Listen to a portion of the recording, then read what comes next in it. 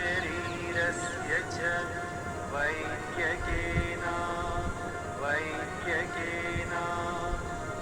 योपाकरोत्तं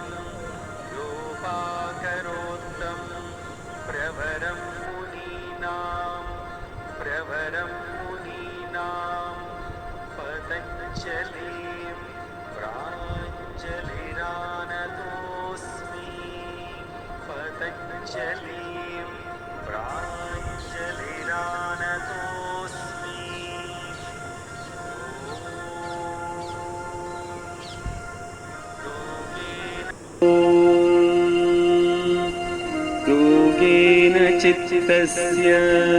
योगेन चित्तस्य पदेन वाचां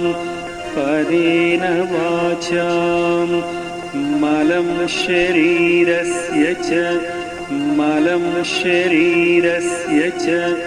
वैद्यकेन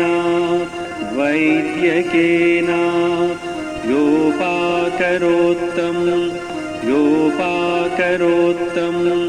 प्रवरं मुनीनां